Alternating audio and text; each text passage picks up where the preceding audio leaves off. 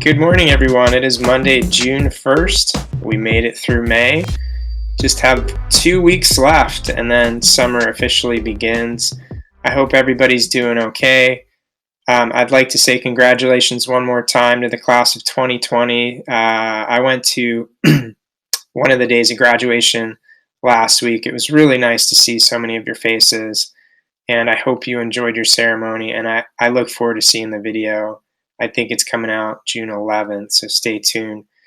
If you are a senior that needs to deliver books or school supplies or technology, keep checking your email for dates when you can deliver that. Mr. De Silva will talk to you guys shortly through email about things like if you need to pick up your diploma, if you need to drop off school supplies, so keep checking emails.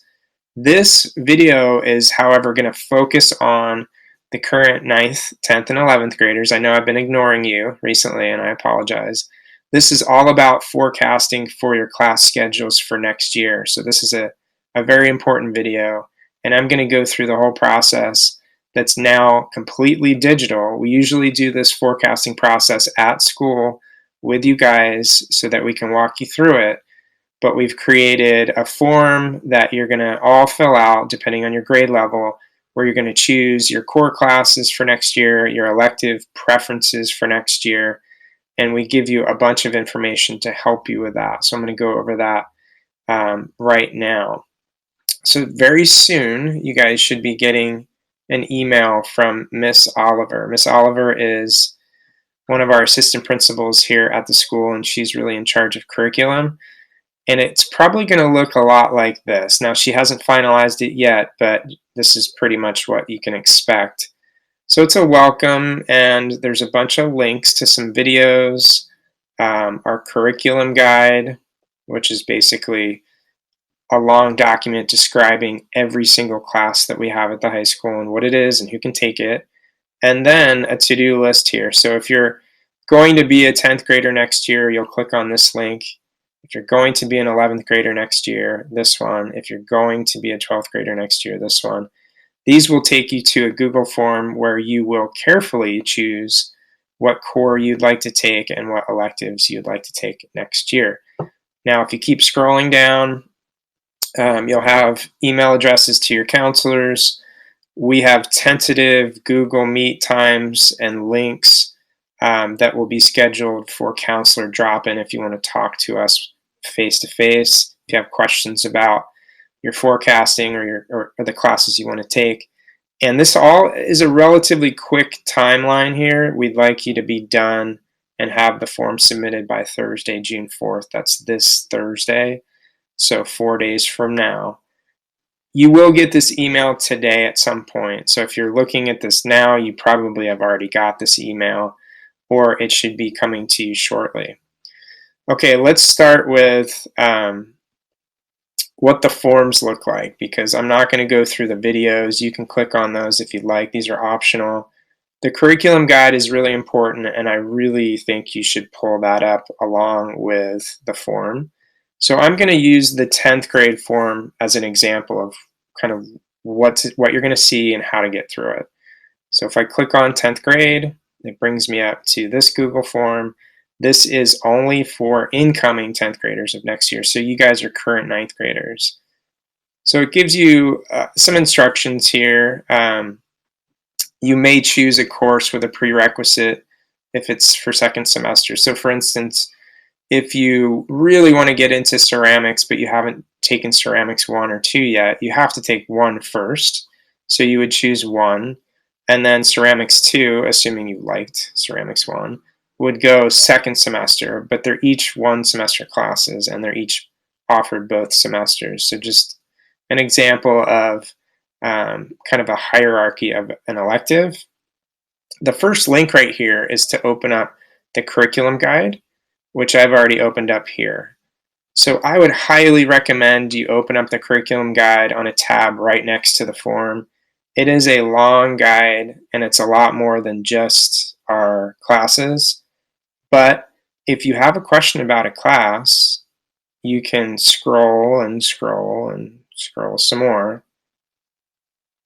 And once you get into the classes, you can read about each and every single class offered here. This is still stuff like College Now credits and pathways and opportunities. But eventually here we'll get to probably the language arts section is first. More pathways. Sorry, I'm scrolling fast. So here's the course description. It's a little wonky because I haven't downloaded it, but you'll see right away English 9, English 9 honors, English 10, English 10 honors. On yours, this won't be there, so you can actually read it. All the way up to English 11. You can even look at 12th grade English classes if you want. So every department, every class is listed here. So I would highly recommend you open this on the tab next to your form so that you're good to go. Okay, so let's go ahead and fill this out. So student last name, I'm going to pretend I'm a student. Adams, first name, Matt. Student ID, I'm going to make one up, but it should be your 6-digit lunch number. We'll hit next. Okay, and it takes you to this page, which also reminds you of all of our email addresses. Ooh, mine's wrong. That should say Matthew, M-A-T-T-H-E-W .Adams. I'll tell Miss Oliver to change that. So right away, your first thing is choose your science course. You may select more than one. If you took Science 9 last year and you passed or you did okay, you're going to choose biology. If you took biology last year as a 9th grade student, you can choose chem.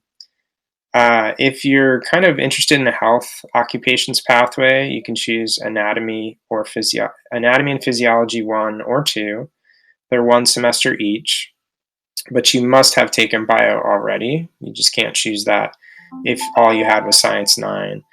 Physics, you can choose that. That's all year, but you must have taken geometry last year as a math and biology.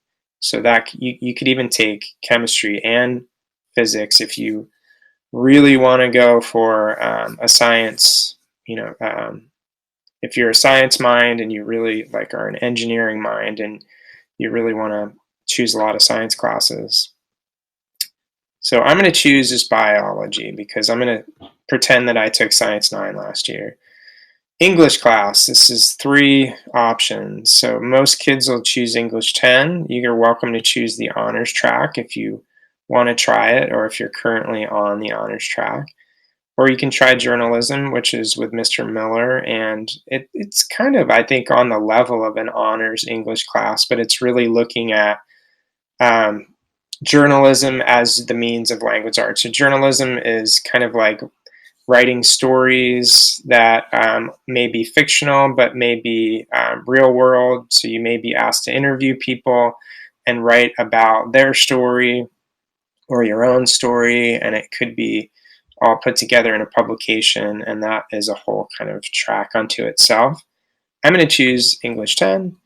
Your social studies class, you get 2 options, either the honors track, which is American Government Honors, and AP Macroeconomics, which are 1 semester each but cover the whole year, or US 20th Century History is kind of our common 10th grade level. I'm going to choose that one. Your math class, this is really up to you. Most of you probably took algebra last year. If you passed Algebra 1A, which is first semester, Algebra 1B, which is this semester. If you feel like you're relatively comfortable, you're going to choose geometry. Or if you're really flying through algebra and it's easy, you could try geometry honors. If you took geometry last year, or I should say this year, and you want to jump up to Algebra 2, there's the regular Algebra 2 and there's the honors.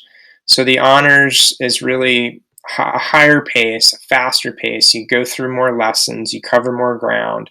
So if math comes relatively quickly for you, then I would recommend the honors track. If math, the normal pace of math is appropriate for you, then I would choose the regular path. But I'm going to go ahead with geometry, assuming that you took algebra this year. If you have any questions about anything, write it down here. So if you're like, well, what if I don't know if I passed second semester of Algebra 1 because it's all online? You can write that in. or any class, or any question about any class, and it's going to go to probably your counselor or maybe a teacher, but I'm going to keep it blank for now. So we'll go to the next page, and this is all about your elective choices. So you're going to choose up to 8 classes, 8 preferences, I should say, for electives. Now, you're going to have a full schedule. Again, 10th graders, this is, I'm speaking to you just because I'm using your form. So you're going to really have to choose carefully. And 11th and 12th graders, you got to choose carefully too. But you may not have certainly 4 or 5 or 6 electives over the course of the year. So if you click on elective class preference 1, you're going to see this drop down of like all of these classes. I mean, it's a long scroll. And these classes, we've tried to put them together as like classes. So for example, wood shop 1, 2, they're together. Small gas and car care and auto 1, these are all auto classes. Machining classes or metals classes and so forth. I know that you guys are not going to know what all these mean, especially if you're current 9th graders or 10th graders. So go to the curriculum guide if you have a question. If you're like, what the heck is drafting? You can keep scrolling through really all the core classes are first. And eventually you'll get to, stay with me here. Okay, technical drafting. Okay, what is it? It's a 1 semester class, 0.5 credit, grade levels all. This course is an introduction to the tools and techniques used to develop technical drawings or blueprints. Students learn to draw 2- and 3-dimensional objects that meet industry standards. Basic dimensioning practices are used to fully describe objects. An emphasis is made to learn the drafting software. A great beginning course for students interested in careers in construction, architecture, pre-engineering, or related fields. So that gives you a description of what drafting is. If that sounds interesting to you, then you go back to your form and you can choose drafting. So you go down the list, and preference 2 is obviously your second choice, and so forth, all the way until you get to preference 8 or 9 would be an alternate potentially for your first one. There's another question area here if you have questions. But I know, guys, you could probably not take this seriously and think, well, I only want to take 1 or 2 electives or 3 electives, so I'll make sure my first 3 preferences are what I want, and then I'll kind of blow off, even though it's required, I'll blow off 4, 5, 6, 7, 8. I would suggest you not blow off anything, even if you're an 11th grader going into 12th grade. Please pick these carefully. You have the time to sit down and do it. If you need to read about classes, you can do it. The beautiful thing is, now that you have the power to sit there and do this, you can do it over multiple days if you'd like. And if you need to talk to your parents, you can do that too. But let me tell you why this is so important. Not only to get the classes that you want, but the classes that you choose help us create our master schedule, which really drives everything in the school. So if you kind of blow off these choices, then that could actually screw us up with our master schedule. So let me give you an example. Let's say drafting is the only class you really want to take. So you do drafting, and then you do like art. By the way, don't pick one class twice. Then when we get all this data back, we're going to see, wow, look how many times a student chose art. They chose art 120 times, like not you, but overall students. But that data will be inaccurate because you just chose art because you wanted to get the form done. The problem is then, for the art teacher, we're going to build classes based on that data. So we may come back and build, instead of 3 classes of art, we may do 4 or 5 classes of art because we see all this art chosen. And then when we actually get to the school year, we can't fill up that many seats. So that completely screwed somebody else. So maybe we took some seats away from another class because we wanted to put more seats in art, because you and maybe a bunch of other students just happened to choose art. But you're like, no, I really didn't want art, but I didn't know what else to pick because I just wanted to fill out the form. Don't do that, okay? I know that 9 electives is a lot, and you're not going to have necessarily 9, but choose thoughtfully, okay? And that is going to help us build our master schedule and put seats in the classes where students want to be sat, which completely makes all the difference, believe it or not, between a class that's completely full and overfilled. Maybe we put 40 kids in one class, which we never want to do, as opposed to another class that has like 10 or 12. That is a result of poor forecasting and poor schedule building. And it all falls on the teacher and it falls on you guys, because I'm assuming you don't want to be in a math class with 40 kids, just like the teacher doesn't want 40 kids. It's just not good for anybody. So you do have a role to play here, and it's a really important role. Choose carefully, choose accurately, and if you have questions, ask, okay? And once you submit this, it's not like it's set in stone and we're never going to be able to change it. However, we would like to not change things as much as possible. We'd like to spend as little time changing things as possible because we don't have much time to begin with. We're already behind in this whole process, okay? So that's it. Once you're done with your electives, you just submit, and I think you're done. I haven't gotten past this page, but I'm assuming that's it. Okay, going back to that email, everything's here, guys. Everything that you need.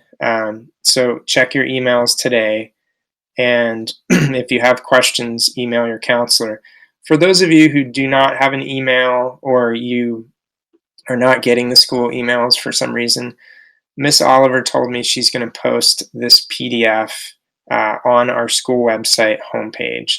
So you'll be able to go to the homepage, you'll be able to see a link that says forecasting or something like that. Click on that link, and this letter will probably come up, and it will have these links to the forms, so you'll be able to get to them through the website as well.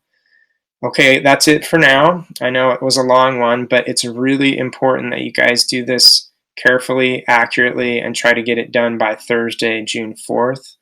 And I'm pretty sure these 2 dates, the Wednesday and Thursday, June 3rd and 4th, we'll have these drop-in sessions. If you want to talk to us face-to-face, counselors will be there, or somebody's going to be there to answer your questions. But you can also email us. We'll be emailing back and forth for the majority of this week, okay? All right, guys, thanks for listening. I'm sure there'll be more videos soon on probably this process, as it's just getting started. Take care.